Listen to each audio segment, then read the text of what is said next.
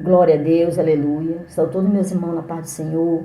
Você que está triste, está desiludido da vida, você está com raiva de você mesmo, você é uma pessoa que as pessoas não gostam de você, você é uma pessoa que não fala mal de ninguém, você é uma pessoa que sempre está ali, você deixa às vezes de fazer as coisas para você, para fazer para o outro, para agradar, mas mesmo assim você não vê resultado, você está em ponto de se matar, você até já pensou em suicídio, você pensa que nunca vai dar certo para você, mas eu quero te dizer que se você for uma pessoa equilibrada emocionalmente, procurar enfrentar essas adversidades com sabedoria, você vai ter vitória. E eu vou apresentar para você um rapaz da Bíblia Sagrada, que ele sofreu muito, que ele foi humilhado, que ele foi odiado pelos seus irmãos.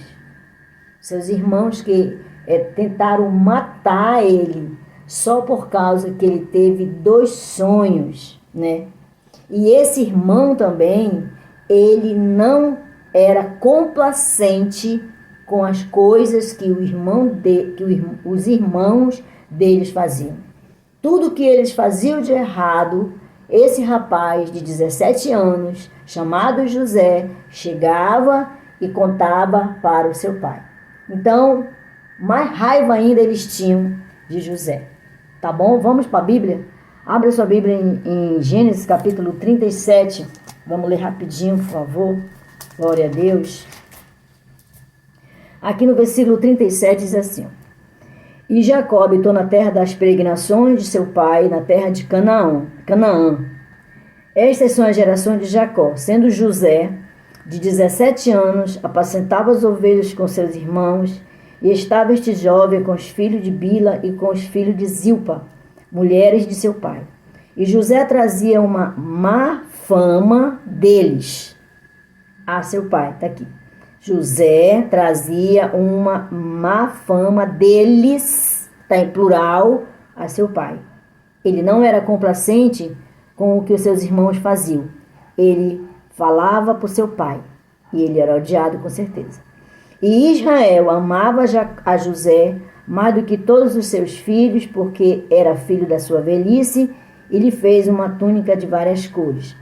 E aqui no versículo, na Bíblia Sagrada, José vai contar os seus sonhos para os seus irmãos, que fica no versículo 7. Eis que estávamos atando os molhos no meio do campo, e eis que o meu molho se levantava e também ficava em pé. E eis que os vossos molhos rodeavam e se inclinavam ao meu molho. Então lhe disseram seus irmãos: Tu, pois, deveras reinarás sobre nós? Tu deveras terás domínio sobre nós? Por isso, tanto mais o aborreci por seus sonhos e por suas palavras, né? E sonhou ainda outro sonho, e o contou a seus irmãos, e disse: Eis que sonhei um sonho, e eis que o sol e a lua e 11 estrelas se inclinavam a mim. 11 estrelas eram os seus 11 irmãos, que o odiavam, que não gostavam de José. E ele era um rapaz brilhante. Ele tinha um equilíbrio. Aqui José já era para perder o equilíbrio dele, entendeu? Porque tem irmão horrível, tem irmão que só nem o sangue, porque sangue não quer dizer que ele vai gostar de você, tá? E aqui é o caso de José. Os irmãos dele odiavam José. José gostava dos seus irmãos. José queria o bem dos seus irmãos, mas eles odiavam ele, né? E olha que José era um jovem de 17 anos, e ele não era complacente com a safadeza dos seus irmãos. Na realidade, essa é a palavra, né? E aí vamos então. E o seu pai, 10, versículo 10 do capítulo 37. E contando seu pai e seus irmãos, repreendeu seu pai e disse-lhe: Que sonho é esse que sonhaste? Porventura viremos eu e tua mãe e teus irmãos a inclinar-nos perante ti em terra? Nesse tempo aqui, a mãe dele ainda estava viva, né? Mas a mãe dele morreu. Vocês sabem disso, né? Seus irmãos, pois, o invejaram, seu pai. Porém, guardava esse negócio no seu coração. Seu pai ficou calado, não falou nada, simplesmente para não magoar o seu filho. Porque hoje o que mais as pessoas gostam é de magoar, é de nos magoar, é de nos entristecer, é de nos querer derrotar, é de nos querer fazer com que nós venhamos ser pessoas desequilibradas, né? E nós não vamos nos tornar essas pessoas, né, amados? Nós que somos irmãos, nós que somos crentes, sabemos que essas adversidades vêm. Mas preste atenção que eu vou falar agora sobre o equilíbrio emocional, tá? Equilíbrio emocional, que José foi brilhante. Ele não perdeu de maneira nenhuma esse equilíbrio. E eles tentaram matar José. Você pode ler Gênesis todinho, capítulo 37, que é muito linda e triste ao mesmo tempo essa história. Aí o pai dele fez uma comida e pegou e mandou José levar essa comida para os seus irmãos, né? Chegando lá ele não encontrou outro rapaz. O rapaz perguntou o que ele estava procurando, ele falou que ele estava procurando seus irmãos. E aqui no versículo 14 ele disse: procuro meus irmãos, diz-me, peço-te onde eles apacentaram. Aí ele falou: eu ouvi que eles falaram que iriam para Dotã, né? E José seguiu para Dotã, atrás dos seus irmãos, para levar comida para alimentá-los, certo? E aqui no versículo 18, viram-no de longe e antes que chegasse a eles, conspiraram contra ele para o matarem, certo? E disseram uns aos outros: lá vem o sonhador mor, né? Então ele já estava ali zombando, desdenhando do sonho do irmão e dele também, né? Vinde, pois, agora, matemo-lo e lancemo-lo numa dessas covas e diremos: uma besta fera o comeu e veremos que será dos seus sonhos, né? Vamos matar José, vamos jogar ele dá para a besta fera comer, vamos jogar ele numa cova, que você pode ler aqui no versículo 24, que eles conversaram, né, ali entre eles, e vamos jogar ele numa cova, vamos matar. Mas Judá falou assim: mas se vamos matar, nós não vamos ter nenhum benefício em relação a isso, né? Nós não vamos ter nenhum proveito nisso. Aí eles conversaram entre si e viram ali na hora que ia passando um homem, né? Que vinha de Gileade, trazia camelos, trazia especiarias, balsos, mirra, e eles falaram: vamos vender. Pelo menos vamos ganhar alguma coisa na morte dele, né? Entre aspas. E eles venderam José por 20 moedas de prata para os ismaelitas, né? E foi embora José, né? Esse aí já foi, esse aí já era. O sonho dele já era. Quero ver agora se esse sonho besta de José vai acontecer, certo? Inventaram aquelas coisas, mentiram para o seu pai, que eles mandaram a túnica melada de sangue para o pai, e o pai reconheceu a túnica que era do seu filho, mas esse pai não ali talvez ficou triste, foi chorar, dobrou o seu joelho para orar pelo seu filho, né? Que não é essa, eu poderia fazer outra pregação, mas eu não vou focar nessa parte, porque eu sei que Jacó foi orar pelo seu filho, né? E a oração de um pai não tem preço. A oração de um pai é valorosa. Então, o que aconteceu com José? Chegou na cidade, viu aquela cidade maravilhosa, cheia de pirâmides, acorrentado, sendo preparado para ser vendido, já tinha passado por todas aquelas situações, né? Que talvez eu não fui vendida, né? Pelos meus irmãos, né? Eu ainda não fui vendida. Eles não foram vendidos, mas José foi vendido e estava ali naquele lugar sem pai, sem irmão, sem nada. Era melhor sem os irmãos mesmo, né? Então ele ficou ali, foi vendido, foi morar no castelo. E lá também a situação não era boa. Mas o que eu penso de José é o seguinte: meu Deus, como é que esse jovem, como é que esse rapaz conseguiu superar tudo isso? Conseguiu não brigar, não conseguiu discutir com ninguém, né?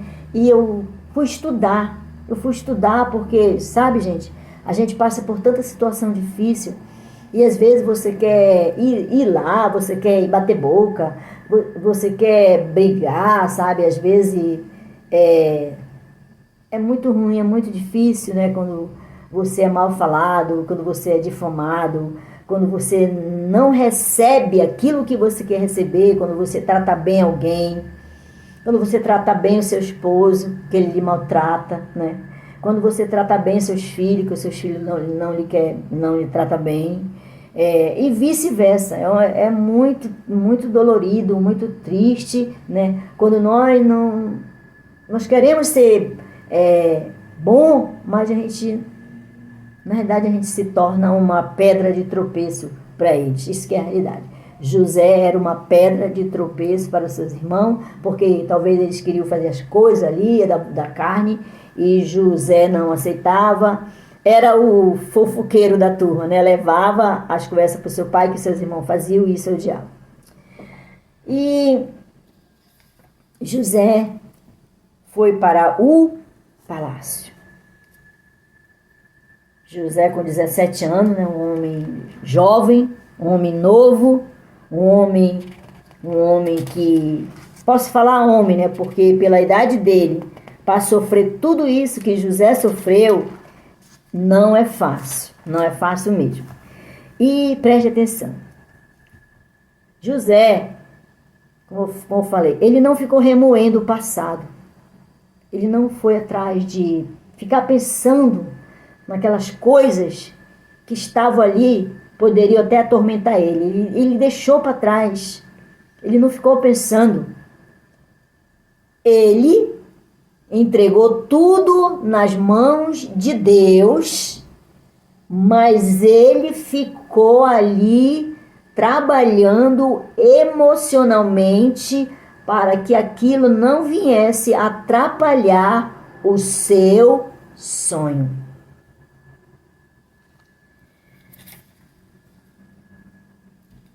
Você sabe, e eu sei, que a nossa tendência é só pensar nas desgraças, né?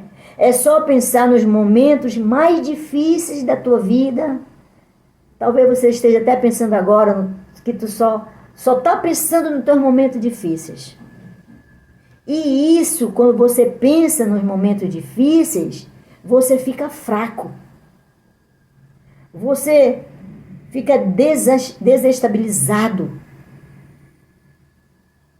E José não. José ele não ficou pensando nisso. Ele continuou a vida dele. Mesmo depois de ser vendido, mesmo depois de ser difamado lá dentro pela mulher do Potifar. Na prisão, José poderia ter se lamuriado a vida inteira na prisão. Mas José se tornou uma pessoa importante lá dentro da prisão. Todo mundo lá dentro da prisão gostava de José. Tinha pessoas que não gostavam de José? Tinha sim. Lá dentro da prisão ele encontrou uma pessoa que confiou nele. E José falou assim, olha, quando tu estiver lá fora, alguma coisa importante, fala sobre mim. Alguma coisa boa, fala sobre mim. Certo? Foi quando aqueles dois homens estavam presos lá, que ele teve sonho de um e o sonho de outro, que ele ia ser decapitado, mas o outro ia voltar a servir no palácio. Certo?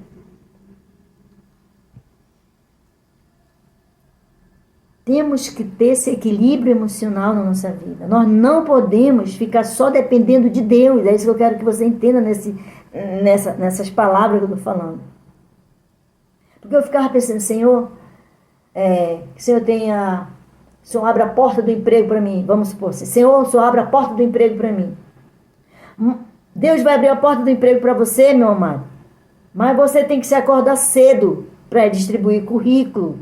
Você tem que dobrar o seu joelho para orar. Quando alguém chegar para ti e falar assim, ó, rapaz, tu não vai trabalhar não. Olha só, tu é um preguiçoso. A tua vida não tem mais jeito não, rapaz. Tu é isso, tu é aquilo. Aí entra o quê? O equilíbrio emocional. Se você tiver um equilíbrio emocional, você vai ser como José. Você vai ficar calado e vai orar e vai se acordar cedo e vai atrás do emprego, vai estudar, vai fazer algo por você, aí Deus vai te abençoar. Certo? Foi o que aconteceu com José. José não ficou ali parado, se lamuriando por causa que os irmãos fizeram isso. Com certeza, eu paro às vezes para pensar que José entrava no quarto dele lá, no palácio, ele chorava. Mas ele não colocava aquilo como um empecilho no seu caminho. Não, ele não colocou. Ele seguiu em frente. Ele não ficou preocupado se ele ia ser abençoado por causa dos seus irmãos. Não. Ele continuou a vida dele. Ele continuou íntegro. Tanto é que a mulher, uma mulher linda, maravilhosa, né, que antigamente as mulheres eram lindas, deu em cima de José e ele renunciou. Ele não quis. Ele falou, olha, o teu marido me falou que tudo dentro do palácio eu posso colocar a mão, eu posso tocar, eu posso fazer o que quiser, mas em você eu estou proibido. Olha o equilíbrio. Hoje os homens não têm mais esse equilíbrio. Hoje nós sofremos demais. Você que é casada ainda, você sofre demais. Porque mesmo crente, o seu marido ainda dá dor de cabeça com mulheres. Né? E o que você tem que ter? Equilíbrio emocional. Senão você não vai ter esse marido para sempre. Certo? Vamos lá. Para alcançar o equilíbrio emocional, é preciso praticar o autoconhecimento. É fundamental praticar o autoconhecimento, pois está ligado à autoestima. É preciso que entenda as suas limitações, certo? Para então fortalecer as suas qualidades, certo? Se eu não colocar limite em mim, né? Se eu for discutir, brigar, mostrar quem tem razão ou não, eu não estou colocando limite nas minhas limitações. Eu não estou me fortalecendo, estou me enfraquecendo. Amém? Então, amados, você que está passando por muita luta, muito sofrimento, nada dá certo para ti, tem alguma coisa errada. Não é com Deus, é com você. Porque Deus, ele vai te dar a vitória. Mas para ele te dar a vitória, você tem que ter esse equilíbrio aqui de José. Olha só aqui. Depois vieram também os irmãos, já lá no palácio, quando ele convidou os irmãos, que perdoou tudinho eles, tudinho, e José disse, não tem mais, não tenham medo de mim não, porque o que vocês fizeram comigo foi um prejuízo para vocês mesmos. E Deus sabe de tudo, não tenham medo de mim não, ele falou, não tem mais, porventura, estou eu em lugar de Deus, né? Então, tudo que as pessoas fazem de ruim para você, certo? Não é você que tem esse direito de se vingar. A vingança vem do Senhor. É verdade. É verdade, amados. Deixa com Deus. Continua lutando, continua orando, continua perseverando, continua chorando. Chore, mas chore mesmo nos pés do Senhor. Quando alguém te maltratar, quando alguém te humilhar, quando alguém te fazer mal, quando você fazer alguma coisa, aquela pessoa não for uma pessoa gratificante, dobre o seu joelho, vá lá para no seu quarto, fale com Deus, tá? E no 20 ele falou assim, ó, no 20 do 50, capítulo 50, versículo 20.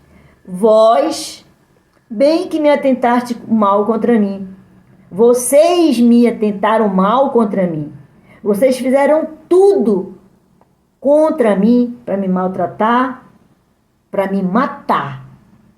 Porém, Deus o tornou em bem. Preste atenção. Deus tornou em bem todas essas maldições que os irmãos planejaram contra José, porque José manteve um equilíbrio emocional. Se José tivesse ido atrás de conversas, atrás de dizer, olha, eles fizeram isso, eles fizeram aquilo comigo, tivesse levado ele para a justiça, como hoje, né? Hoje você é levado para a justiça.